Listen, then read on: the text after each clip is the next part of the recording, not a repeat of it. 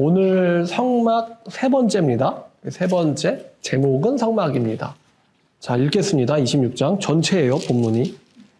자, 너는 성막을 만들되 가늘게 꼰 배실과 청색, 차색, 홍색 실로 그룹을 정교하게 수놓은 10폭의 휘장을 만들지니 매 폭의 길이는 28규빗, 넓이는 4규빗으로 각 폭의 장단을 갖게 하고 그 휘장 5폭을 서로 연결하여 다른 5폭도 서로 연결하고 그 휘장을 이을 끝폭가에 청색 고를 만들며 이어질 다른 끝폭가에도 그와 같이 하고 휘장 끝폭가에 고신계를 달며 다른 휘장 끝폭가에도 고신계를 달고 그 고들을 서로 마주보게 하고 금 갈고리 신계를 만들고 그 갈고리로 휘장을 연결하여 한 성막을 이룰지며 그 성막을 덮는 막 곧 휘장을 염소털로 만들되 11폭을 만들지며 각 폭의 길이는 30규빗 넓이는 4규빗으로 11폭의 길이를 갖게 하고 그 휘장 5폭을 서로 연결하여 또 6폭을 서로 연결하고 그 여섯째 폭 절반은 성막 전면에 접어 들이우고 휘장을 이을 끝폭가에 고신계를 달며 다른 이을 끝폭가에도 고신계를 달고 놋갈고리 신계를 만들고 그 갈고리로 그 고를 꿰어 연결하고 한 막이 되게 하여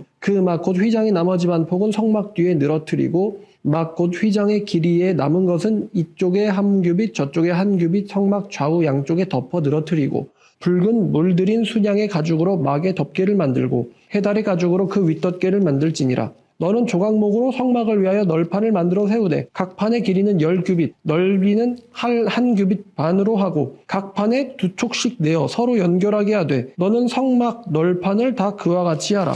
너는 성막을 위하여 널판을 만들되 남쪽을 위하여 널판 20개를 만들고 그 20널판 아래에 은받침 40개를 만들지니 이쪽 널판 아래에도 그 2촉을 위하여 2받침을 만들고 저쪽 널판 아래에도 그 2촉을 위하여 2받침을 만들지며 성막 다른 쪽 곧 그 북쪽을 위하여도 널판 20개로 하고 은받침 40개를 이쪽 널판 아래에도 2받침 저쪽 널판 아래에도 2받침으로 하여 성막 뒤 곧 그 서쪽을 위하여서는 널판 6개를 만들고 성막 뒤 두 모퉁이 쪽을 위하여서는 널판 2개를 만들되 아래서부터 위에까지 각기 2겹 두께로 하여 윗꼬리에 이르게 하고 두 모퉁이 쪽을 다 그리하여 그 8널판에는 은받침이 16이니 이쪽 판 아래에도 2받침이요 저쪽 판 아래에도 2받침이니라. 너는 조각목으로 띠를 만들지니 성막 이쪽 널판을 위하여 5개요 성막 저쪽 널판을 위하여 5개요 성막 뒤 곧 서쪽 널판을 위하여 5개이며 널판 가운데 있는 중간 띠는 이 끝에서 저 끝에 미치게 하고 그 널판들을 금으로 싸고 그 널판들의 띠를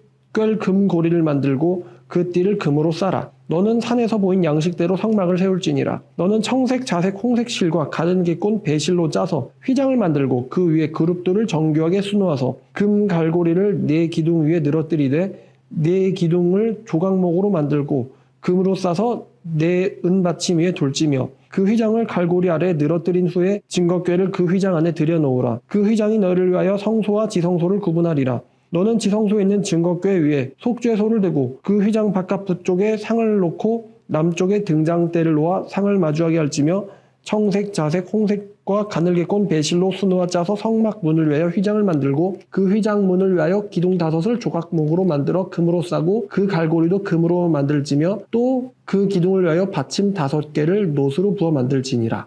여기까지입니다. 지금 우리는 설계도를요 문장으로 바꿔버린 다음에 그 문장을 읽은 겁니다.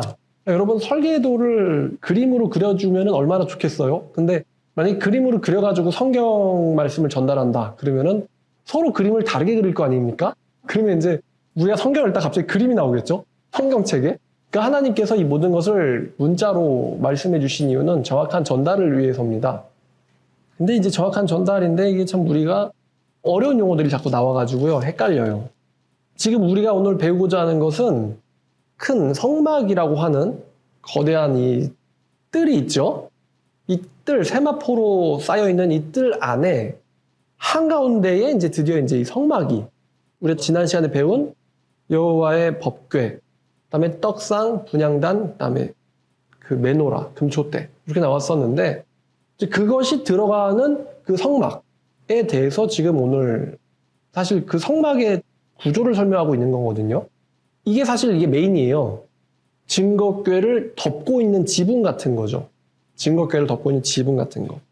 그것에 대한 구조와 재료와 사이즈에 대해서 우리가 배운 건데 이것을 만든 사람이 누구냐면은 출애굽기 31장 1절부터 4절까지 보면은 자, 성령을 받은 브살렐입니다. 브살렐. 1절부터 4절까지 보니까 여호와께서 모세에게 말씀하여 이르시되 내가 유다 지파 훌의 손자요 우리의 아들인 브살렐을 지명하여 부르고 하나님의 영을 그에게 충만하게 하여 지혜와 총명과 지식과 여러 가지 재주로 정교한 일을 연구하여 금과 은과 노소로 만들게 하며. 성막은요, 브살렐이 총책임자고, 그 다음에 6절에 단지파 아히사막의 아들 오홀리압, 또 이제 부책임자로서 성막 건축에 참여를 하는데, 보니까 이 둘이 하나님의 영으로 충만케 되어서 그 지혜와 총명과 지식과 여러 가지 재주가 더하여졌다. 라고 합니다. 그러니까 오늘 어떻게 보면은 이제 금속공예에도 연결돼 있고요. 오늘 그 다음에 염색, 직조, 그 다음에 건축 여러 가지 분야들이 다 이제 연루되어 있습니다. 자, 성막 제가 처음에 뭐라고 말씀드렸냐면은 성막을 해석할 때 좀 나이 드신 목회자들이 좋아하는 건 바로 이 알레고리예요. 알레고리. 상징적 해석입니다. 상징적 해석. 그래서 뭐 배실은 무엇을 상징하고 또 적색은 뭘 상징하고 청색은 뭘 상징하고 보라색은 또 하나님의 예수님의 왕권을 상징하고 뭐 이렇게 이제 알레고리인데요. 요즘 현대 성경 해석의 추세는 객관적인 해석을 하는 거예요. 그래서 성경책이 이야기하고 있지 않는 부분에 대해서는 설령 심증은 가더라도 최소한 해석을 이제 주의하는 거죠. 이단이랑 논쟁할 때도 객관성이 있어야 되잖아요. 예를 들어 성막의 이 붉은색이 뭐냐? 그럼 이거 예수의 피다. 그럼 이 붉은색이 예수의 피라는 증거는 어디 있느냐? 그럼 여기서 이제 이렇게 되는 거예요. 검찰이나 이런 데서 수사할 때도 어떤 객관적인 증거가 탁탁 연결되어 있어야 되거든요. 심증만 가지고서는 네가 범인이야 이렇게 하면은 그때부터 이제 인민재판이 되잖아요. 성경 해석도 마찬가지로 인민재판식 성경 해석이라기보다는 이제 객관성을 가지고 하려는 거예요. 대신 여러분들이 상상력을 좀 발휘를 해야 됩니다. 상상력을 발휘해서 여러분들이 3,500년 전에 제사장, 레위지파의 제사장쯤은 된다고 한번 상상을 해보세요. 제사장들은 바깥에도 돌아다니고 성막들, 그 번제단과 물두멍이 있는 성막들 안에도 돌아다니고요. 대제사장들은 성막 안에, 성소 안에도 들어갑니다. 여러분들이 제사장이라고 한번 상상을 해보셔야 돼요. 어떤 광경이 나오나. 자, 성막의 첫 번째는 이제 이 규모를 우리식으로 생각하면 사실 규모부터 이야기해야지 이해가 빠를 것 같거든요. 그런데 성경에서는 지금 뭐부터 이야기하냐면은 휘장이라고 나오는데 지금 1절에 휘장이 나오잖아요. 정교의 수놓은 열복의 휘장. 근데 이제 제가 여러분들이 구분하시라고 이 휘장이라고 하면은 이게 뭐 예수님 돌아가실 때 휘장이 찢어졌다. 이런 말씀 여러분 기억나시잖아요. 근데 휘장이 성막 안에 적어도 3개의 다른 휘장이 들어가요. 그렇기 때문에 제가 여러분들이 기억하시기 쉬우시라고 좀 이름을 붙여봤어요. 26장 1절에 나오는 열폭에 너는 성막을 만들되 가늘게 꼰 배실과 청색, 자색, 홍색 실로 그룹을 정교하게 수놓은 열폭의 휘장을 만들지니라 라고 했거든요. 첫 번째로 나오는 것은 바로 이 휘장인데 이 휘장이 제가 이름을 붙이면 요거는 그룹 휘장. 뭐냐면요. 자, 성막을 덮고 있는 첫 번째 천이에요. 성막을 덮고 있는 천은 4겹입니다. 4겹인데 그 중에 가장 내부에 있는 천, 제일 첫 번째로 덮이는 천이 바로 26장 1절에 나와요. 근데 왜 성막을 설명해 주실 때 이 크기를 가늠해 보는 널판지보다 안에 덮고 있는 이 휘장, 이 그룹 휘장 혹은 이 양장을 먼저 설명해 주셨는지는 모르겠지만 아마도 중요한 것일수록 먼저 나오거든요. 설명이 될 때. 그럼 하나님께서 지금 휘장을 만들라고 하셨는데 앙장이라고도 하고 그 다음에 그룹 휘장이라고도 하고 그냥 휘장이라고도 성경에 나와 있는데 가장 가까운 데 있는 천이 바로 이 앙장 혹은 그룹 휘장, 휘장이라고 불리는 거거든요. 근데 지금 이 휘장의 크기와 재료와 모양에 대해서 지금 설명하고 있어요. 지금 제일 먼저 나온 것은 성막을 가장 안쪽에서 덮고 있는 천입니다. 자, 그래서 요게 보니까 4가지 색깔이 들어가는데 가늘게 꼰 배실이라고 합니다. 근데 가늘게 꼰 배실. 그럼 이게 여러분 혹시 양복 사실 때 몇 수예요? 그러잖아요. 그럼 수가 높을수록 재질이 되게 거칠어요? 아니면 부드러워요? 수가 높을수록 부드럽죠? 수가 높을수록 실이 가늘어지거든요. 가늘어진 실은 굉장히 부드럽습니다. 그래서 영어로 보니까 fine linen이에요. fine linen.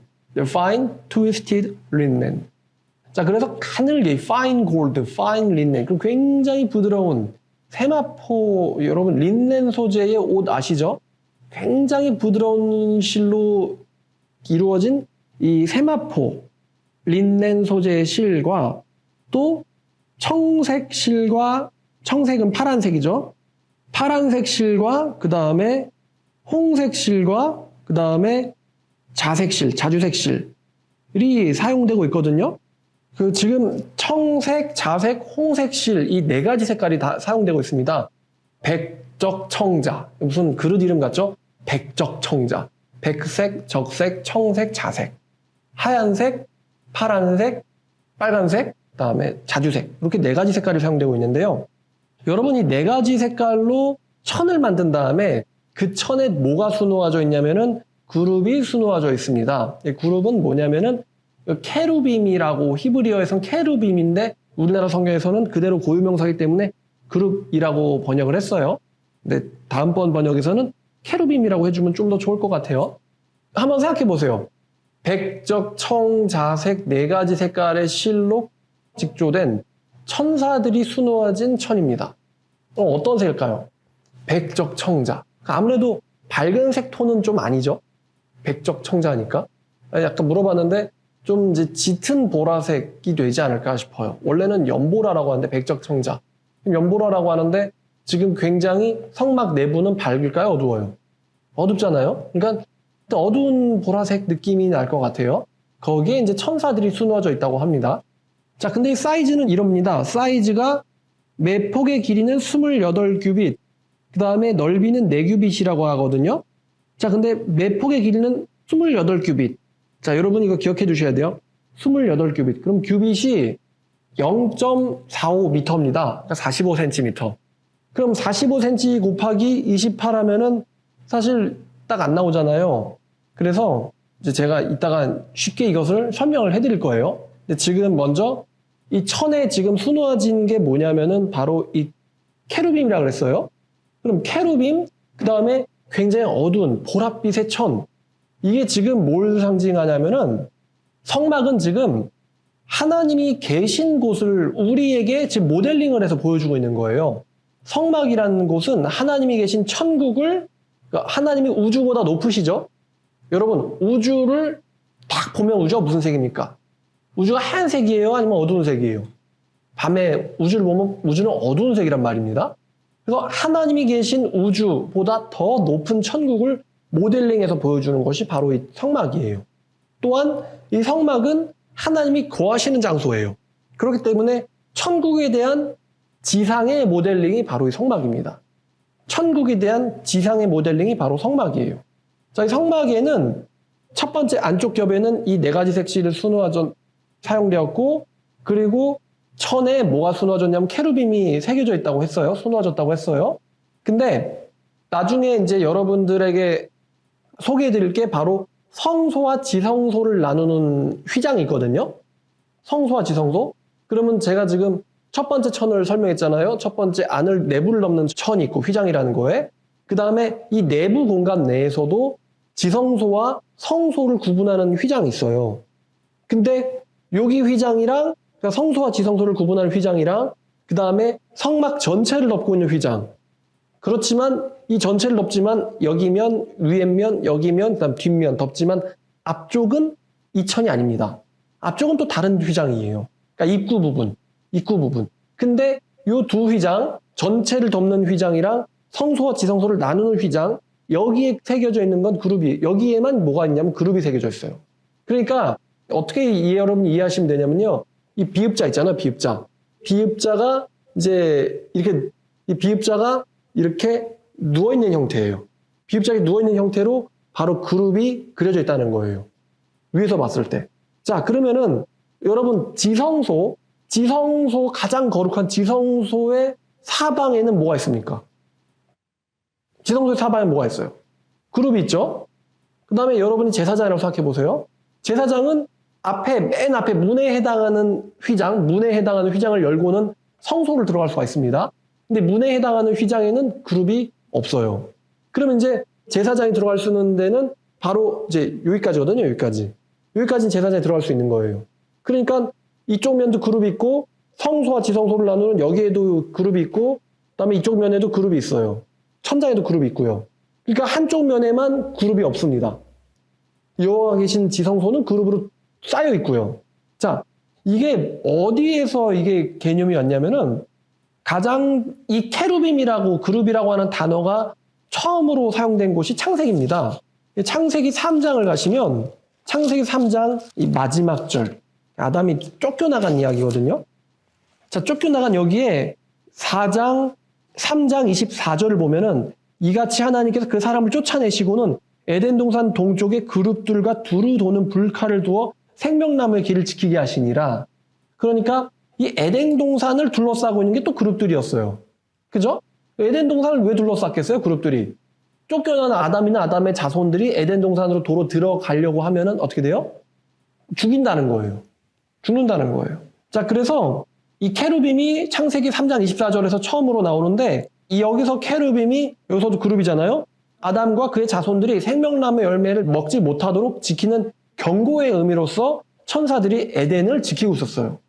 그러니까 하나님 에덴 동산 안에 생명이 있는데 함부로 들어갔다가는 죽는다는 거예요. 그러니까 생명을 먹을 길이 사라진 거예요. 아담에게는. 자, 그 다음에 또 재밌는 부분이 뭐냐면은 요한계시록 5장을 가면요. 요한계시록 4장과 5장은 천국의 이제 구조도라고 얘기해야 되나요? 천국의 배치도라고 이야기해야 할 수 있는데 요한계시록 4장이 하나님의 보좌가 나오고 자, 5장 11절에 보니까 내가 또 보고 들음에 보좌와 이제 보좌는 하나님이 계신 곳이죠. 보좌와 생물들과 장로들을 둘러선 많은 천사들의 음성이 있으니 그 수가 만만이요 천천이라. 여기 또 하나님의 보좌를 둘러서 뭐가 있습니까? 누구들이 있습니까? 바로 천사들이 잔뜩 있는 거예요. 그 수가 만만이요 천천이라. 요한계시록에서도 하나님의 보좌가 그룹들에 둘러싸여 있습니다. 그래서 하나님의 임재가 있는 곳이 바로 이 속죄소거든요. 법궤 있는데 지성소를 싸고 있는 게 바로 이 그룹들이에요. 수놓아진 그룹들. 근데 실제로 거기로 들어가면은 성경에 따르면은 죽었다고 하죠. 대제사장이 아닌 자가 또 대제사장이라 할지라도 1년에 한 번 외에 함부로 들어갔다가는 죽는다는 거예요. 마치 에덴을 들어가는 것과 마찬가지입니다. 자, 그래서 오직 대제사장만이 1년에 한 번 대속죄일에, 대속죄일은 7월 10일이거든요. 히브리력으로 7월 10일에 지성소에 들어갈 수 있었습니다. 한 번에. 피를 가지고. 히브리서에 나와 있죠. 자, 그래서 이 성막과 에덴의 어떤 유사성이 있다는 거예요. 케루빔을 통해서. 이 케루빔의 의미는 첫 번째가 하나님의 보좌 주변에는 하나님을 섬기는 케루빔 천사들이 있다는 것이고 그룹들이 있다는 것이고 두 번째는 에덴에 사람들이 접근하면 죽는 것처럼 지성소, 곧 하나님이 계신 곳을 인간이 들어갈 경우에는 죽는다는 것을 이야기하고 있는 것입니다. 갈 수가 없는 곳이에요. 왜 갈 수 없습니까? 지극히 거룩한 곳이기 때문에 갈 수가 없는 거예요. 죄인인 인간들은 하나님이 계신 지성소 안에 결코 들어갈 수 없다. 이 휘장에 새겨진 그룹의 의미를 제가 지금 알려드린 거예요. 이해가 되시죠? 그룹은 세 가지 종류의 휘장 중에서 두 가지에 사용됐다는 것입니다. 성막 전체를 싸고 있는 제일 안쪽의 천에 그룹이 수놓아져 있었고 성소와 지성소를 구분하는 휘장에 바로 예수님이 돌아가셨을 때 찢어졌던 그 휘장에 그룹들이 수놓아져 있었다는 것입니다. 그리고 사람 제사장들은 오직 문에 해당하는 휘장, 뜰로 나갈 수 있는 번제단이 있는 뜰로 나갈 수 있는 바깥쪽 문에 해당하는 그 휘장에는 그룹이 없었어요. 비읍자처럼 한쪽 면만 뚫려 있다는 거예요. 글로는 나갈 수 있죠. 거기에는 그룹이 없었다는 것은 성소까지는 제사장들이 들어올 수 있다는 거예요. 자, 그리고 성막은 아까 네 종류의 천으로 둘러싸였다고 했는데 첫 번째가 배실과 청색, 자색, 홍색 실과 그룹이 새기어진 아주 고운 린넨으로 만들어진 휘장이라고 불리고 있는 곳이고요. 계속 읽어볼게요. 네 폭의 길이는 28규빗, 넓이는 4규빗으로 각 폭의 장단을 갖게 하고 그 휘장 5폭을 서로 연결하여 다른 5폭도 서로 연결하고 그 휘장을 이을 끝폭가에 청색 골을 만들어 이어질 다른 끝폭가에도 그와 같이 하고 휘장 끝폭가에 고신계를 달며 다른 휘장 끝폭가에도 고신계를 달고 그 고도를 서로 마주보게 하고 금고리 신계를 만들어 그 갈고리를 휘장을 연결하여 한 성막을 이룰지며 그 성막을 덮는 막 곧 휘장을 자 여기 이제 7절부터가 두 번째 천에 대해서 나오거든요. 네 겹 중에 두 번째 천. 그게 뭐냐면은 바로 7절에 맨 안쪽 막을 덮는 막 곧 휘장을 염소털로 만들되. 그 지금 두 번째 겹은 뭘로 만드냐면은 염소털로 만들어요. 염소털로 만들되 11폭을 만들지며. 근데 지금 보니까 사이즈가 7절은 11폭, 1절은 몇 폭이에요? 1절은 10폭. 1절은 10폭, 7절은 11폭. 그러니까 맨 안에 있는 것보다 바깥에 있는 게 당연하겠지만 좀 더 크죠? 그렇다는 것은 좀 더 크다는 의미는 안에 있는 첫 번째 천이 제일 중요하다는 것 아니겠습니까?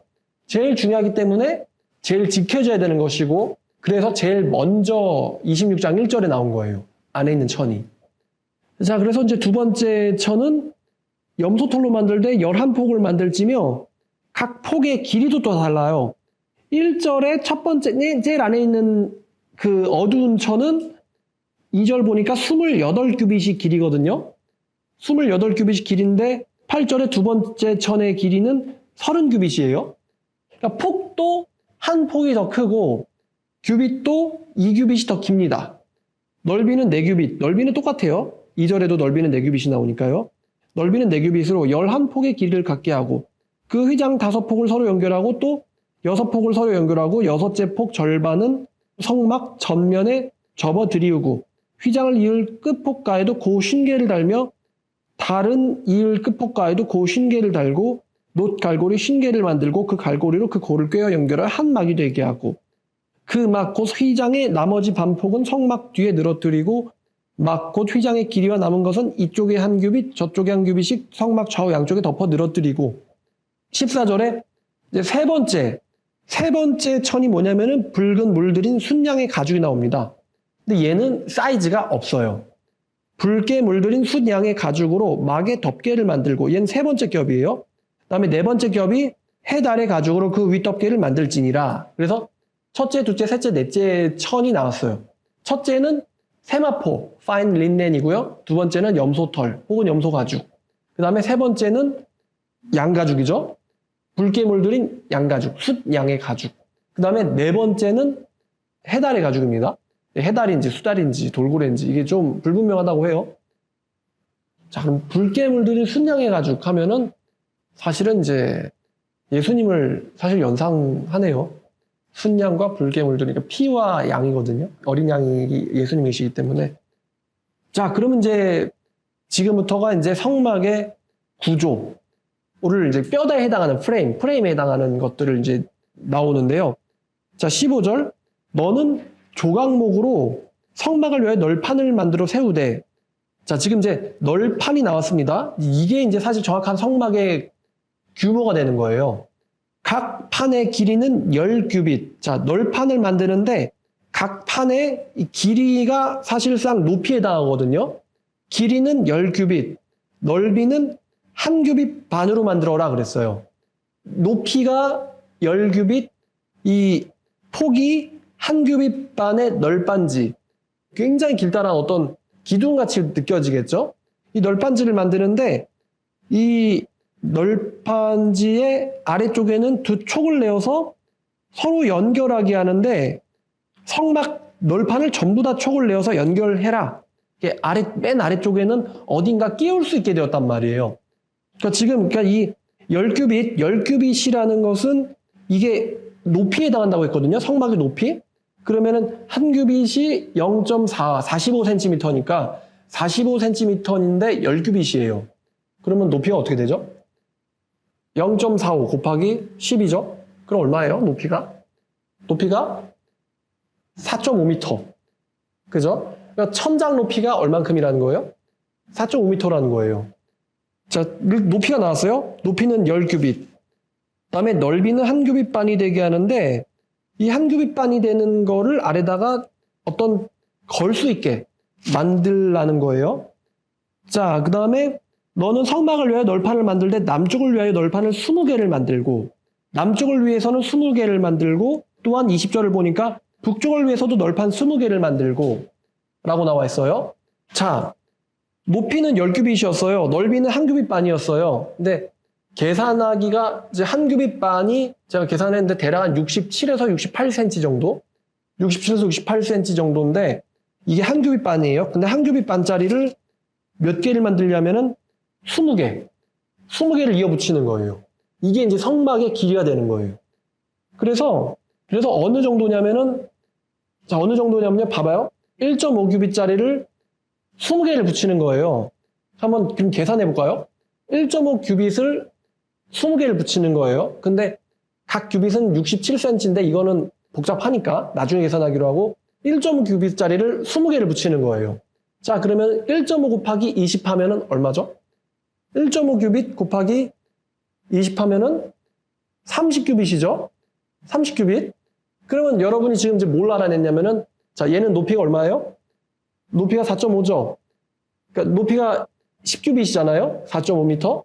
그런데 이 길이가 얼마예요? 길이가 30규빗이니까 길이가 13.5에 해당하는 겁니다. 자, 그리고 19절에 보니까 그 20개의 널판 아래에 은받침을 40개를 만들래요. 그러니까 널판지 하나당 받침이 2개예요. 널판지 하나당 받침이 2개가 받치고 있습니다. 바닥에. 널판지 하나당 받침이 2개가 받치고 있어서 한쪽 면에 널판지가 20개잖아요. 그럼 한쪽 면에 들어가는 받침대는 40개. 한쪽에 40개. 자, 그래서 21절에 은받침 40개를 이쪽 널판 아래에도 2받침, 저쪽 널판 아래에도 2받침으로 하여 또 성막 뒤, 성막 뒤 곧 그 서쪽을 위해서는 널판이 몇 개가 쓰이냐면은 6개가 쓰입니다. 6개가 쓰이는데 잠깐만요. 지금 2가지가 나왔어요. 저희 잠깐만 쉰 다음에 여러분들이 정리를 해드려야겠다. 자, 여러분 동쪽이 어디예요? 제 입장에서는 여기지만 여러분들 입장에서 이쪽이죠. 동, 서, 여기 북, 남. 그죠? 지금 4방이 나왔어요. 동서북남. 근데 이게 이 북남 이거를 이렇게 땅에다 눕혔다고 생각해 보세요. 그러니까 제 입장에서 동쪽 땅은 이쪽이에요. 여러분 입장에서 동쪽 땅은 이쪽. 그다음에 서쪽 땅은 저쪽. 그다음에 북쪽 땅은 이쪽. 그다음에 남쪽 땅은 이쪽이에요. 자, 근데 지금 보니까 자, 18절에 널판지 20개니까 30규빗에 해당 길단 말이에요. 30규빗에 해당하는 길이가 남쪽. 그 다음에 또 19절 보니까 그 반대편에도 그러니까 20절에 보니까 북쪽에서도 널판지 20개. 그러니까 이쪽 면이 30규빗, 이쪽 면이 30규빗이에요. 높이는 10규빗. 그 다음에 동쪽이 이쪽이잖아요. 이쪽은 널판지가 없어요. 왜냐하면 동쪽은 입구거든요. 동쪽에선 들락날락 해야 되기 때문에. 그러면 이제 동쪽, 서쪽을 지금 성경은 뭐라고 부르냐면 뒤쪽이라고 부르고 있어요. 뒤쪽. 22절에 성막 뒤, 곧 그 서쪽을 위해서는 널판지를 몇 개 만들려면은 6개를 만들려고 하는데 이게 지금 길이가 6개가 아니고 6개 더하기 그러니까 널판지가 이쪽에는 하나, 둘, 셋, 넷, 다섯, 6개가 들어가는데 양쪽 모서리에는 이게 좀 더 잘 버텨야 되기 때문에 여기에는 거의 기둥에 가까운 널판지가 들어갑니다. 그래서 23절에 성막 뒤에 모퉁이 쪽을 위해선 널판지를 2개를 따로 만드는데 요 따로 만들어진 널판지 2개는 24절에 보니까 2겹 두께예요. 2겹 두께. 그러니까 얘는 거의 사이드에 있는 기둥 같은 거예요. 기둥 같은 거고 그래서 윗꼬리에 이르게 하고 두 모퉁이 쪽을 다 그리하여 그래서 이제 25절에 8널판이라고 하고 있는 거예요. 8널판. 그래서 서쪽에는 즉 제일 막혀있는 안쪽 그쪽엔 널판지가 8개가 들어갑니다. 8널판. 자, 그래서 이쪽 판 아래도 2받침이요 저쪽 판 아래도 2받침이니라. 자, 그래서 이제 답을 여러분들에게 알려드릴 건데 성막의 규모는 간단해요. 한 변의 길이가 4.5m짜리 4.5m짜리 정사각형. 한 변의 길이가 4.5m짜리 정사각형이 하나, 둘, 3개 있는 사이즈입니다. 4.5는 10큐빗이잖아요. 근데 제가 아까 1.5 곱하기 2하면 30이라고 그랬잖아요. 그러니까 10큐빗짜리가 하나, 둘, 30큐빗. 길이는 30큐빗이에요. 높이도 30큐빗이에요. 그래서 이 널판의 사이즈가 성막의 사이즈예요, 사실. 널판의 사이즈가 성막의 사이즈예요. 자, 높이는 몇 큐빗이요? 10큐빗, 4.5m. 그 다음에 길이는 30큐빗, 약 13.5m. 그래서 정사각형이 하나, 둘, 세 개 들어가 있는 사이즈입니다. 지금 동쪽 이쪽이잖아요? 동쪽 이쪽. 자, 정사각형이 하나, 둘, 세 개가 딱 붙어 있는 모양이에요. 성막 사이즈는 그래서 1대 3이에요. 1대 3. 그러니까 높이도 1이요, 폭도 1이요, 길이는 3이에요. 이해하셨죠? 4.5, 4.5, 여기는 13.5에 해당합니다. 그리고 이쪽 면에는 벽이 없다. 그러면 정사각형이 하나, 둘, 세 개인데 이 마지막 정사각형 부피에 해당하는 영역이 바로 지성소예요. 그리고 정사각형 두 개를 이어붙인 영역, 여기가 성소예요. 그래서 네모, 정사각형 네모가 하나, 둘, 세 개. 여기는 성소, 여기는 지성소, 여기는 완전히 막혀 있고 이쪽은 문이 뚫려 있다는 겁니다. 동쪽은. 그리고 그룹이 수놓아진 천막은 이렇게 둘러싸고 이렇게 내려가고 여기는 터져 있어요. 하지만 터져 있는 부분에는 또 그룹이 없는 휘장을 내려요. 그리고 이 정사각형 하나, 둘, 세 개 중에서 이 3분의 2지점, 이 지성소를 가르는데 바로 예수님이 돌아가셨을 때 찢어졌던 그 그룹이 수놓아진 휘장이 가림막이 되어 있는 거예요. 들어가려면은 휘장을 열고 들어갈 수는 있죠, 지성소에. 들어가면 죽지만. 자, 그리고 여기에는 각 면은 20개의 널빤지가 있었다. 20개의 널빤지. 각 면에는 20개의 널빤지, 또 20개의 널빤지, 여기엔 널빤지가 8개가 있었다. 널빤지의 각 폭은 1.5규빗. 그리고 각 널빤지 아래에는 각 널빤지 아래에는 2개씩 받침대가 들어갔어요. 받침대. 그러니까 여러분 널빤지가 바닥에 닿을까요? 안 닿을까요? 널빤지는 바닥에 안 닿아요. 왜냐하면 널빤지 아래에 받침대가 있었고 그 받침대에다가 쪽을 만들어서 끼우라 그랬거든요. 촉을 만들어서 26장 7절에 17절에 각 판에 2쪽씩 내어 서로 연결하게 하되 널판 성막을 다 그와 같이 하라. 자, 근데 이 널판지를 뭘로 만드냐면은 25절을 보니까 은받침으로 만들었어요. 은받침.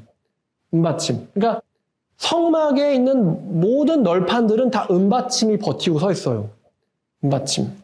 자, 그 다음에 이 널판지가요, 이 보니까 조각목 아카시아 나무로 만드는데 이 조각목을 뭘로 싸냐면은 금으로 쌌어요. 금. 29절에 너는 그 널판들을 뭘로 싸라고? 금으로 싸라 그랬어요. 금으로. 그러니까 여러분들이 뭘 생각하셔야 되냐면은 금으로 쌓여있는 널판지가 20개가 탁탁탁 붙어 있는 거예요. 그럼 여러분들이 보기에는 그게 금으로 된 뭘로 보일까요? 벽으로 보이는 거예요. 금으로 된 벽으로 보이는 거예요. 널판지 20개가 탁탁탁 붙어 있으니까 이렇게. 금으로 된 벽으로 보이는 거예요. 자, 그리고 지성소와 성소를 구분하고 있는 휘장을 이걸 버텨야 되거든요. 이거를 버티기 위한 기둥이 여기 보니까 31절에 너는 청색, 자색, 홍색 실과 가늘게 꼰 배실, 그러니까 첫 번째 제일 안쪽에 천과 같은 재질이죠. 그걸로 휘장을 만들고 그 위에 그룹들을 정교하게 수놓아서 금 갈고리를 네 기둥 위에 늘어뜨리되 그 네 기둥을, 자, 이 지성소와 성소 사이에는 기둥이 4개가 있었어요. 4개가 있었는데 그 기둥은 금으로 도금이 되었죠. 그 기둥 4개 위에 고리에 꿰어진 휘장이 올려져 있었어요. 금 갈고리를 네 기둥 위에 늘어뜨리고 네 기둥을 조각목으로 만들고 금으로 싸서 네 받침 위에 둘지며 그 휘장을 갈고리 아래에 늘어뜨린 후에 증거궤를 그 휘장 아래 들여놓으라. 그 휘장이 너희를 위해서 성소와 지성소를 구분하리라. 이해하셨죠? 그러니까 성소와 지성소 사이에는 4개의 기둥이 있었어요. 4개의 기둥. 자, 그리고 또 그 기둥을 뭐가 받치냐면요, 바로 은받침이 또 받칩니다. 여기 32절에 그 네 기둥을 조각목으로 만들고 금으로 싸서 네 은받침 위에 둘지며, 기둥을 담당한 은받침은 4개였어요. 한 개당 하나씩. 그러니까 여러분이 금으로 만들어진 게 바닥에 닿아요, 안 닿아요?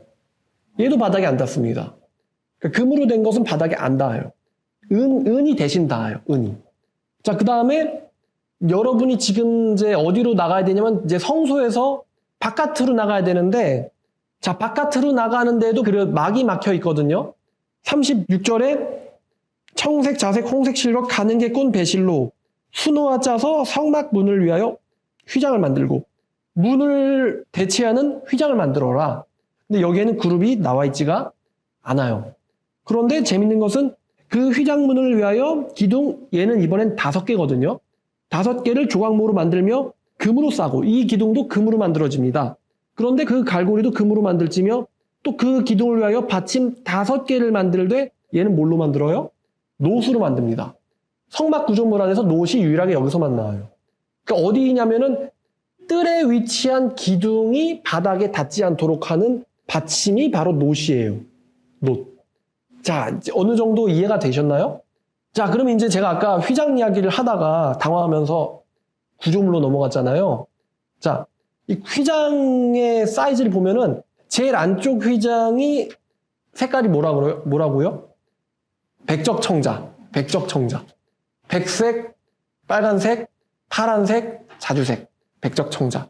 근데 이 맨 안쪽에 있는 휘장의 사이즈로 다시 들어가면은 자, 10폭의 휘장을 만들지인데 매 폭의 길이는 28규빗이에요. 넓이는 4규빗으로 각 폭의 장단을 갖게 하고 제가 이걸 사이즈를 재봤는데 자, 한 규빗이 0.45란 말이에요. 0.45 곱하기 28이에요. 이 28이 휘장의 한쪽 길이에요. 28규빗이. 근데 잠깐만. 여러분이 한 가지 생각을 해봐야 되는데 여러분 휘장이 이게 몇 규빗이죠? 한쪽 높이가 4.5잖아요. 이쪽에 10규빗, 또 이쪽이 10규빗, 또 이쪽이 10규빗이란 말이에요. 그럼 전체를 쌓려면은 몇십 규빗이 필요하죠? 30규빗이 필요하잖아요. 전체를 쌓려면 30규빗이 필요해요. 근데 여기 보니까 몇 규빗이 나와 있냐면은 28규빗이 나와 있어요. 왜 얘는 전체를 싸기에 조금 부족할까? 제일 안쪽 천은요, 절대 땅에 닿아서는 안 되는 거예요. 열이어야 되는데 28이에요. 그러니까 28이라는 거는 양쪽 사이드에 한 규빗씩 떠 있다는 이야기예요. 그 다음에 이쪽 길이는 어떻게 되냐면은 제가 이걸 재봤는데 0.45 곱하기 28 했더니 12.6m예요. 12.6m. 그러니까 30규빗인 13.5를 싸기에는 조금 부족해요. 자, 그 다음에 요렇게 싸야 되잖아요. 요렇게. 정육면체가 하나, 둘, 세 개 있고 또 이렇게 내려가야 되니까 이쪽 길이가 요렇게 있어야 되잖아요. 요렇게 있어야 되잖아요. 이쪽은 문이니까 없어도 되고 요렇게 있어야 되잖아요. 여기에 길이는 어떻게 해당되냐면은 4규빗인데 10폭이에요. 그래서 셈은 0.45 곱하기 4. 0.45 곱하기 4 했더니 1.8이에요. 근데 1.8인데 10폭이니까 18m예요. 18m면은 정확하게 4.5, 4.5, 4.5, 4.5. 그럼 총 18이잖아요? 근데 이쪽이 살짝 앞으로 당기면은 또 역시 마찬가지로 이쪽도 땅에 닿지를 않아요. 옆에는 살짝 떠 있고 이쪽 끝도 살짝 떠 있는 이런 막이 성막을 덮고 있는 거예요. 그리고 얘가 천이 엄청나게 크다 보니까 5폭씩 잘라서 나누어서 만들었는데 금고리로 이렇게 체결될 수 있게 만들었어요. 얘를 덮을 때. 그러고 보니까 금고리로 체결되는 위치도 딱 성소와 지성소를 가르는 그 네 기둥 사이네요. 네 기둥 사이. 4.5, 4.5, 여기서 이제 금고리로 자르고 4.5, 4.5 이렇게 가기 때문에. 자, 그 다음이 두 번째 천이 바로 이 염소털로 만든 휘장인데 얘 같은 경우는 7절을 보니까 11폭이에요. 11폭을 만들지며 각 폭의 길이는 얘는 또 30규빗이에요. 그러니까 여러분이 첫 번째 사이즈를 이해했다면은 염소털로 만든 것은 30규빗, 그러니까 3면, 양 10을 만들기에 딱이거든요, 얘는요. 그러니까 염소털로 만든 것은 맨 안쪽 거보다 길어요. 그래서 땅에 닿아도 된다는 거예요, 얘는. 그리고 이것도 얘는 18m가 아니라 11폭이기 때문에 19.8m예요. 19.8m. 왜냐면은 한 폭이 4규빗이니까 19.8m. 그러면은 여기 보니까 자, 12절에 그 막 곧 휘장의 나머지 반폭은 성막 뒤에 늘어뜨리고 성막 뒤로 반폭이 더 나가고, 그러니까 반폭이라 하면 2규빗이거든요. 2규빗이 더 내려가고, 그 다음에 그 막 휘장의 나머지 반폭은 이쪽에 1규빗 저쪽에 1규빗씩 성막 좌우 양쪽에 덮어 늘어뜨리고, 그러니까 이 염소털 같은 경우는 입구에서 좀 더 이렇게 나와 있어요. 좀 더 나와 있고 이쪽도 좀 더 뒤로 들어가 있고, 얘 같은 경우는 물에 닿거나 땅에 닿아도 괜찮아요 라는 거죠. 그리고 세 번째와 네 번째 순양의 가죽과 해다리 가죽은 사이즈가 나와 있지 않지만 아마도 이 안에 있는 첨들보다는 컸을 거예요. 왜냐하면 해다리 가죽을 만들려고 한 것은 보나마나 무슨 목적입니까? 방수거든요, 이거는. 그럼 방수가 되는 것이 제일 커야 되잖아요. 방수가 되는 것이 제일 커야 되기 때문에 아마도 네 번째인 해다리 가죽으로 만든 게 제일 컸을 것이고, 그 다음에 숫양으로 만든 것이 조금 더 작았을 것이고, 그 다음에 조금 더 작은 것이 바로 이 염소털로 만든 가죽, 여기는 11폭, 그 다음에 요렇게는 30규빗 되는 염소털로 만든 게 덮었을 것이고, 제일 안쪽이 바로 청색, 자색, 혼색 이 네 가지 색깔로 혼합된 이 고운 실로 만든 세마포, 이 천이 이제 요렇게가 10폭, 그 다음에 요렇게가 28폭. 그래서 이 안에 있는 게 가장 귀하고 땅에 닿아선 안 되는 사이즈로 제작되었어요. 자, 그럼 보니까 성막에서 제일 중요한 게 바로 처음에 나오는 이 청색, 자색, 홍색 실로 만들어진 그룹이 수놓아진 천이 제일 중요해 보여요. 그 다음에 또 중요한 것이 금으로 만들어진 이 벽에 닿는 널빤지들과 또 금으로 쏴주어진 이 기둥들, 바깥 뜰로 나가는 기둥은 5개, 하나, 둘, 셋, 넷, 5. 그 다음에 성소와 지성소를 구분하는 기둥은 하나, 둘, 셋, 넷. 이런 구조였던 거예요, 성막이. 자, 그러면 이제 한번 이제부터 생각을 해보죠. 여러분이 3,500년 전에 제사장입니다. 여러분 3,500년 전에 제사장인데, 자, 이제 여러분이 성막 안으로 이제부터 들어갈 겁니다. 성막 바깥에서 저는 어디 서 있냐면은 성막의 문이 어느 쪽이에요? 동쪽이란 말이에요. 나는 이제 서쪽에서 동쪽을 보면서 들어간단 말이에요. 저는 서쪽에서 동쪽을 보면서 들어간단 말이에요. 그럼 서쪽에서 동쪽을 보니까 해는 내 뒤에 있단 말이에요. 자, 서쪽에서 동쪽을 보면서 들어가는데 지금 제 눈에 보이는 것은 뭐가 보이냐? 저기 바닥에 있는 5개의 놋받침이 보입니다. 제 눈에는 5개의 놋받침이 보여요. 맨 바닥에 5개의 놋받침이 보이고, 그 앞에 뭐가 있냐면은 청색, 자색, 홍색 실로 만들어진 큰 막이 보이는 거예요. 4.5m, 4.5m에 큰 막이 보이는 거예요, 제 눈에는. 그 다음에 이 막을 크게 둘러싸고 있는 해다리 가죽이 보입니다. 해다리 가죽이 제일 바깥에서 보이겠죠? 좀 더 가까이 가서 보면은 해다리 가죽 안쪽에 붉은 순양 가죽과 그 안쪽에 염소털로 만든 가죽과 그 다음 제일 안쪽에는 내가 바깥에서 봤던 문에 해당하는 휘장과 같은 재질의 천이 쌓여 있겠죠? 그러니까 내가 보는 거는 놋, 휘장, 그 다음에 해달 가죽이란 말이에요. 이게 내가 성막을 들어가기 전에 보이는 광경입니다. 자, 그 다음에 내가 이제 제사장이기 때문에 성소로 들어왔습니다. 성소 안에는 뭐가 있냐면은 분향단이 있고 7금초대, 메노라가 있고 떡상이 있어요. 이제 들어와서 이쪽은 문에 해당해요. 이쪽은 문에 해당하고 이쪽은 성소와 지성소를 나누는 그룹이 새겨진 휘장이 보입니다. 그 다음에 북쪽과 남쪽. 이 남쪽과 북쪽에는 뭐가 보일까요? 널빤지인데 뭘로 싸졌죠? 금으로 만들어진 금벽. 금벽이 보이는 거예요. 이제 여러분이 딱 생각해 봐야 돼요. 네가 지금 이게 우리가 VR을 한다고 생각해요. VR. 그러면은 이쪽은 청색, 자색, 홍색 실에 세마포가 있고, 천장에는 청색, 자색, 홍색 실과 천사들이 수놓아진 천이 있고, 그 다음에 이쪽은 이제 지성소 방향이거든요. 근데 지성소 방향에도 청색, 자색, 홍색, 가늘기 꾼 베이실과 그룹이 수놓아진 천이 있습니다. 그 다음에 양옆으로는 금으로 쌓여있는 널빤지들이 있어요. 이게 여러분이 보는, 제사장이라면 여러분들이 보는 광경이에요. 자, 근데 그럼 금으로 두 면이 쌓여 있고, 거기에 뭐가 있냐면은 금촛대에서 7개의 등불이 타고 있거든요. 금으로 만들어진 두 면에다가 촛대를 딱 밝혀놓으면은 이게 어떤 분위기일까? 이쪽과 이쪽은 어두운 색깔의 천이 탁 드리워져 있고, 이게 뭐가 보일까? 이게 어떤 기분일까요? 자, 제가 처음에 설명드렸던 것 같이 이 청색, 자색, 홍색 실은요, 뭘 의미하냐면은 이게 어디서 우리가 볼 수 있는 색이냐면은 이게 우주에서 나오는 색깔들이에요. 우주. 여러분이 성소 안에 들어가서 보이는 색은요, 일곱 금초대인 메노라에서 불타는 불빛에 의해서 황금벽에 비추어진 백적 청자색, 그 다음에 금색이에요.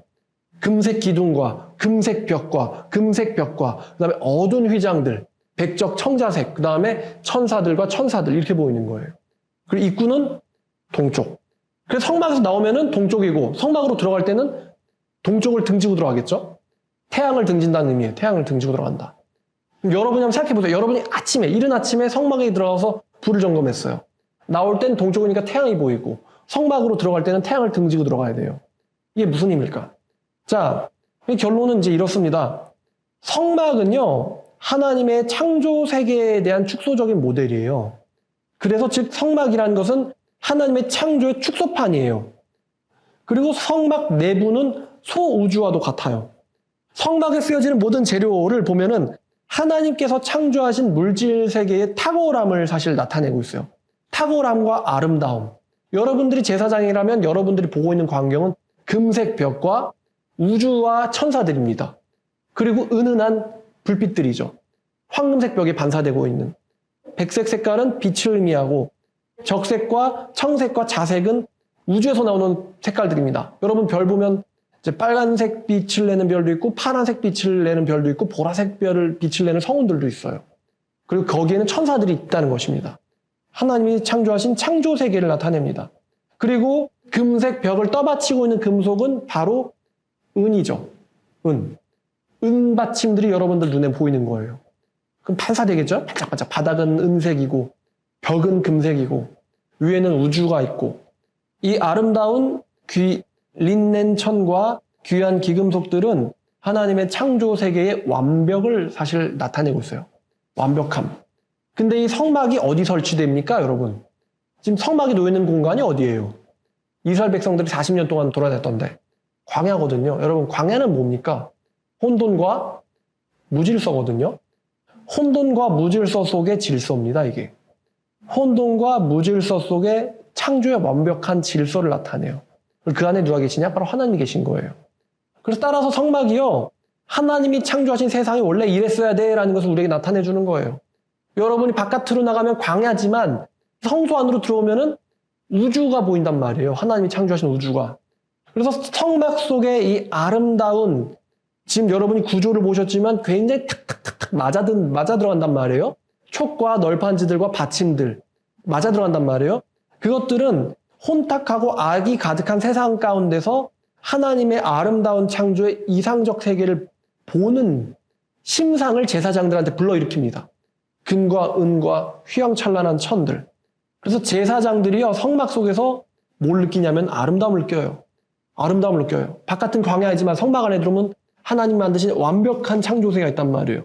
그리고 그것에서 또 뭘 느끼냐면은, 자, 내가 이쪽으로 나가면 뜰이지만 일로 갔다가는 어떻게 됩니까? 반대쪽으로 갔다가는, 지성소로 들어갔다가는 죽는단 말이에요, 여러분.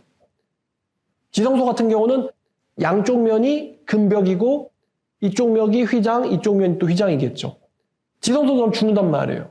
그럼 그 죽는 한쪽으로 가면 죽음이고 한쪽으로 나가면 이제 뜰이 나오고 더 나가면 광야가 나오는데, 그럼 이 안에는 제사장들이 뭘 느끼냐면은 여기서는 하나님의 웅장함과 거룩하심이 나타나지는 거예요.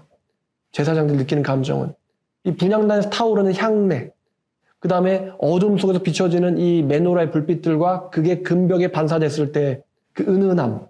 여기서 제사장들이 느끼는 감정은 하나님의 거룩함과 웅장함이에요. 그리고 한 걸음 더 나가서 거기에 들어가는 제사장들이 어떠한 사람들이어야 하는가? 어떠한 사람들이어야 하는가? 하나님 앞에, 지성소 앞에 서는 내가 어떠한 사람들이어야 하는가? 즉 거룩한 사람이어야 한다 라는 것을 하나님께서 성막을 통해서 우리에게 가르쳐주고 있는 거예요. 너희들이 하나님 앞에서 어떠한 사람이어야 되느냐? 여러분들이 이 느낌을 봐야 되는 거예요, 지금. 이 고요한 성막 가운데서 말이죠. 그래서 이것이, 이 성막이 뭘 또 나타나냐면은, 지금 왜 지금 세상이 광야가 됐습니까? 바로 사람의 타락 때문에 같이 피조세계가 타락했거든요. 피조세계가 후패하게 하는 건 사람의 타락 때문이에요. 그래서 하나님께서 성막을 통해서 우리에게 나타내시는 것이 바로 새로운 창조에 대한 시작이에요. 내가 광야 가운데서 혼돈, 카오스 속에서 내가 질서를 만들겠다. 새로운 창조를 암시해요, 이것이. 또 여기서 어떤 일이 일어나냐면은 성막 안에서 그 성막 바깥들에서 번제를 드림으로써 속죄가 일어나거든요. 하나님이 창조와 회복을 암시하는 것이 바로 이 성막이라는 것입니다. 제가 그 양쪽 벽에 양쪽에 금벽이 보인다고 했는데 여러분 요한계시록 21장을 가면요. 새 예루살렘의 재질이 바로 파인 골드, 정금으로 되어 있다고 합니다. 21장 18절에 그 성벽은 벼곡이지만 성은 정금이라고 해요. 그러니까 여러분들이 만약에 새 예루살렘 성에 들어간다면 여러분들이 보게 되는 것들은 바로 정금입니다. 이게 사실은 제사장이 느끼는 느낌의 이제 궁극적인 거겠죠? 정금으로 이루어진 새 예루살렘 성의 일부의 느낌을 사실 성막에 갖고 있는 거예요. 왜냐하면 얘는 하나님이 계신 천국의 축소판이기 때문에. 모델이라서. 자, 그래서 이 성막은요, 타락한 세상 속에서 또 본래에 가야 될 길을 잃어버린 세상 속에서 인간이 원래대로였다면 가야 될 길과 구원의 중요성이 암시되어진 이 타락한 온 지구 속에 한 조각의 조그만 거룩한 질서의 영역이 바로 성막 땅이에요. 그래서 이 성막에 우주적인 의미가 있고 또한 구속적인 의미가 있어요. 구원의 의미의 중요성이 얼마나 큰지 출애굽기 저자인 모세가 성막에 대해서 굉장히 많은 분량을 할애하고 있습니다. 출애굽기에서. 우주적 의미와 구속적 의미. 자, 근데 제가 또 이거를 보다가 뭘 또 느꼈냐면요. 여러분들이 제사장인데 지성소로 갈 수가 있어요, 없어요? 없잖아요. 왜냐면은 하나님이 계신 지성소와 여러분들 사이에는 뭐가 막고 있냐면 천사들이 막고 있거든요. 에덴 동산과 같이. 에덴 동산에는 불칼과 천사들이 있었고 여러분들이 제사장이라면 이제 천에 천사들이 수놓아져 있는 거예요. 하지만 그냥 그림일 뿐이지 하면서 열고 들어갔다가는 죽는다는 것입니다. 단순한 그림이 아니라. 자, 근데 이 요한계시록으로 가면은 아까 제가 요한계시록에 지성소를 싸고 있는 것이 그룹이 수놓아진 휘장이다. 사실 금벽이라고 해도 금벽 바깥에도 뭐가 사실 쌓여져 있어요? 금벽 바깥에까지 들이누워진 게 바로 그룹 휘장이거든요. 그러니까 하나님이 계신 지성소는 사면이 그룹으로 막혀 있는 거예요. 사면이 그룹으로 막혀 있기 때문에 들어갈 수가 없는 거예요, 사실은.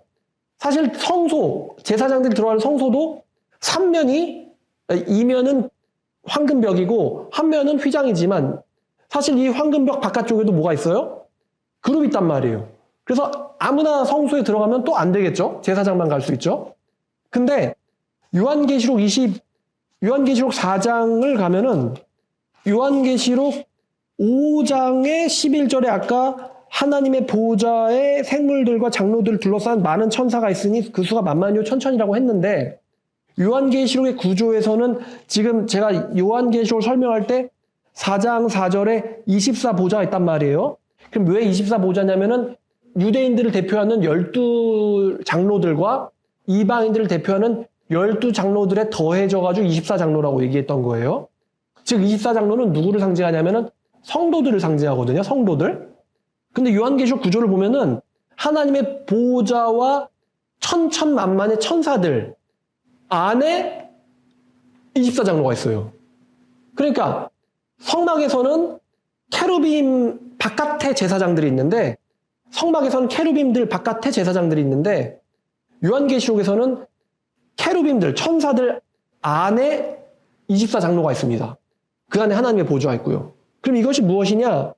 이게 왜 이렇게 24장로들의 성도들로 표시되는 24장로들의 위치가 케루빔들 안으로 위치가 옮겨진 이유가 있는데 그게 예수님이 십자가 사건 때에 지성소와 성소를 가로막고 너희를 위해서 성소와 지성소를 구분하리라. 그 휘장이 사실 찢어져 버림으로써 하나님과 성도들 사이에 이 가림막이 사실 열려버렸거든요. 그래서 성도들을 대표되는 24장로가 케루빔들 내부에 있는 것입니다. 자, 이게 제사장들이 하나님을 직접 뵙고 섬기게 된 예수님의 구원 사역이 반영된 거예요. 사실 요한계시록 같은 경우가. 그래서 사복음서 중에서 세 개, 즉 공관복음, 마태, 마가, 누가 세 개 전부 다가 성막에 휘장이 찢어졌다는 것을 전부 다 알려주고 있어요, 우리한테. 대표격으로 마태복음 27장 50절만 볼 건데요. 27장 50절, 51절. 예수께서 크게 소리 지르시고 영혼이 떠나시니라. 이에 예수님이 돌아가실 때 성소휘장이 위로부터 아래까지 찢어져 둘이 되고 땅이 진동하여 바위가 터지고 성소휘장이 찢어졌다 그래요. 아까 그룹들이 수놓아진 성소휘장이 찢어졌다. 라는 것은 죄인들이 드디어 하나님에게 나아갈 수 있는 길이 열렸다는 거거든요.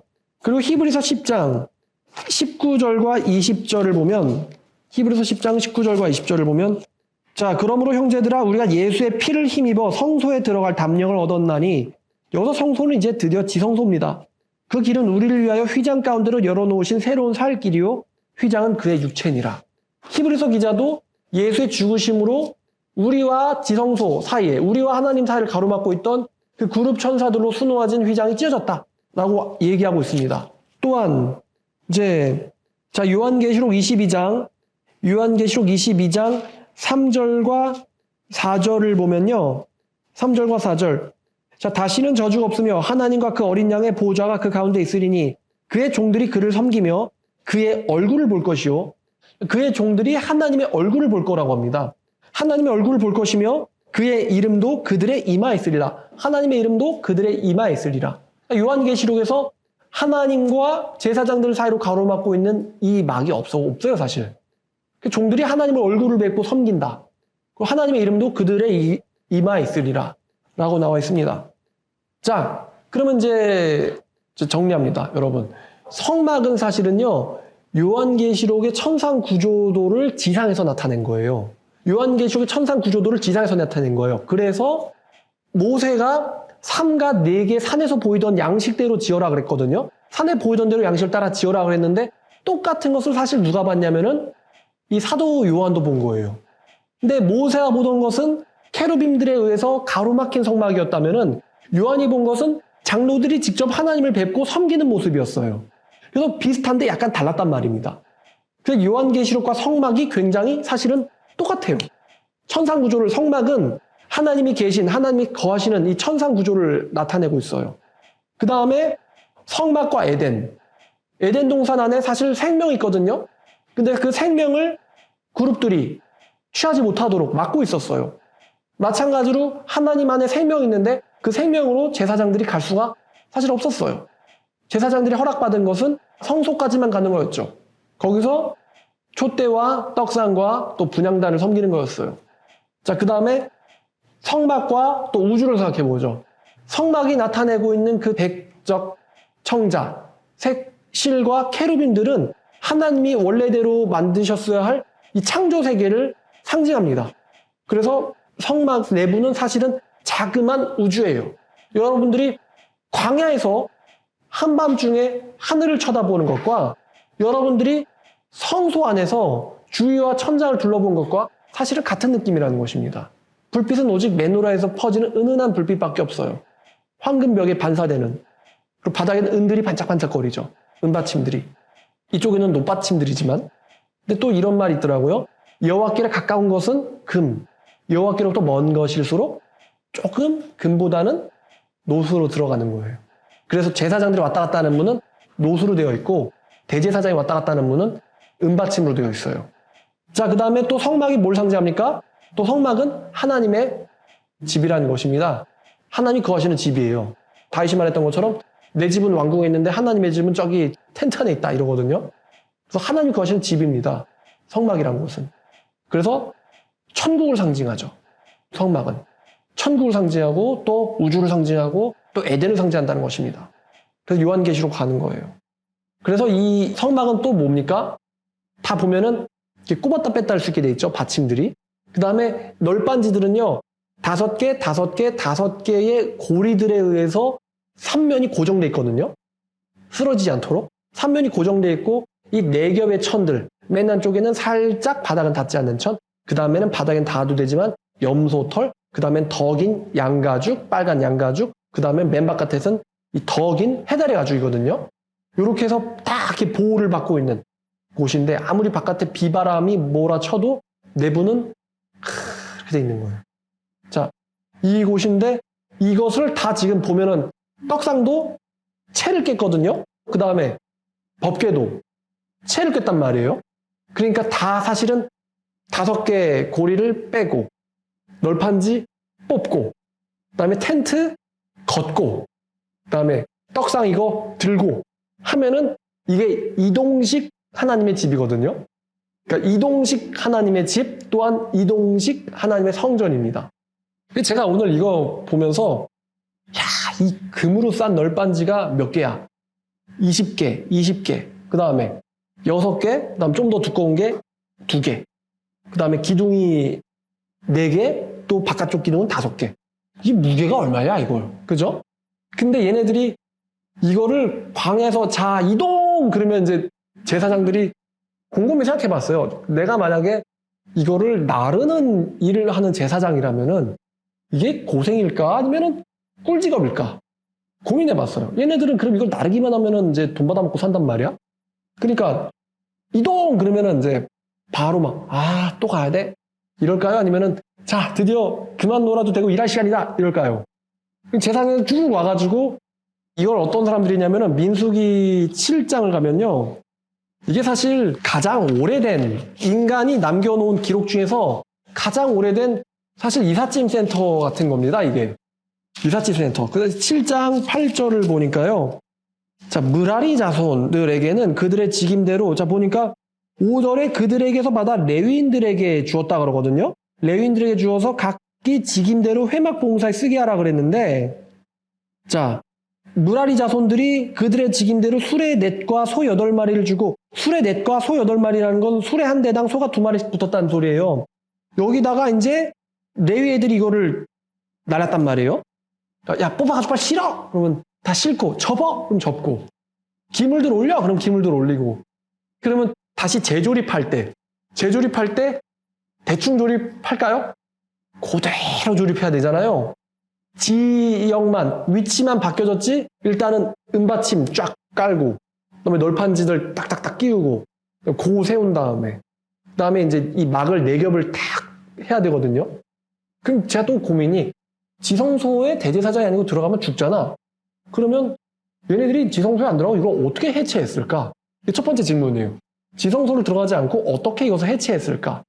그리고 해체되는 순간 막 걷고 휘장 걷고 그러면 이제 법궤가 보일 거 아니에요. 그러면 안 죽겠지 일단은. 왜냐면 해체하다 죽으면 누가 그 일을 하겠어요. 일단 반대로 이거를 설치할 때 해체 말고 설치할 때 언제부터 지성소에 들어가면 죽을까? 설치 도중에 이러면 이제 안 되잖아요. 그러니까 얘네들이 법궤를 세팅한 다음에 널판지를 깔고는요. 그 다음부터는 이제 들어가지 않고는 휘장을 어떻게 해가지고 위로 이렇게 덮었을 것 같아요. 근데 높이가 4.5m면은 상당히 높은 높이인데 그 파인 린넨이니까 되게 귀중한 땅에 닿아서도 안 되는 천을 지금 잘 이렇게 해가지고 깔아야 되는데 이게 참 하여튼 머리가 좋았겠죠? 나른 애들도 분명히 성령 받아가지고 지혜롭게 날랐을 것 같은데 4겹을 깔고 그 다음에 염소 가죽 깔고 그 다음에 순양 가죽 깔고 그 다음에 해달 가죽 깔고 이렇게 해가지고 탁 해서 제일 마지막 바깥에 있는 것들 아주 아래 이제 딱딱딱딱딱딱 말뚝을 박아가지고 팽팽하게 탁탁탁 해놓고 그 다음에 이제 기둥들 딱 이렇게 해놓고 휘장 딱 걸어가지고 쫙 치고 쫙 치우고 그 다음에 여기다가 이제 촛대랑 떡상이랑 분향단 놓고는 이렇게 설치를 했던 것 같아요. 그러니까 세계 최초의 어떤 이삿짐 센터가 이제 레위 직분인데 어떻게 보면 또 이동이냐 이럴 수도 있고요. 아 오랫동안 있었지. 자 이제 드디어 일할 시간이다 이렇게 생각할 수도 있고요. 근데 레위 사람들이 이거를 담당했다는 것입니다. 제가 이걸 준비하면서 야, 이 내가 만약에 3,500년 전에 제사장이라고 했을 때 그 성막 안에 들어갔을 때 그 엄숙함과 찬란함과 아름다움과 웅장함을 딱 볼 때 금벽 4.5m의 사이로 금벽과 휘장들과 그다음에 이 메노라의 불빛을 딱 볼 때 느끼는 이 향이 있잖아요. 분향단에서 그걸 맡으면서 느끼는 이 감정이 뭘까? 그리고 이 지금 내가 어디에 있냐면은 광야 한복판에 있단 말이에요. 광야 나가면 죽음이야. 무질서. 그 광야 한복판에 굉장히 엄숙한 장소에 내가 서 있단 말이에요. 이것이 세상 속에서 교회가 감당하는 영적 사명이 아닐까라는 생각이 또 들더라고요. 그러면 우리가 교회를 그렇게 금으로 벽을 만들진 않잖아요. 그럼 또 와서 또 뜯어가는 인간 분명히 있을 것이고, 막 은받침 또 슬쩍 들어서 빼가고 막, 그죠? 그런 사람도 있을 건데, 교회가 그렇게 꾸미진 않아도 사실상 교회가 갖고 있는 그 영적인 거룩함, 아까 제사장들이 그 안에서 느껴야 되는 심정이 뭐예요? 지성소에 들어갈 수 없는데 그것과 비슷한 성소와드 같은 공간에 바로 내가 들어와 있단 말이에요. 그러니까 제사장이 어떤 사람이 돼야 되냐? 하나님 앞에서 굉장히 순결하고 거룩한 사람이 돼야, 합당한 자가 돼야 된다는 걸 느끼게 해주는 거란 말이에요.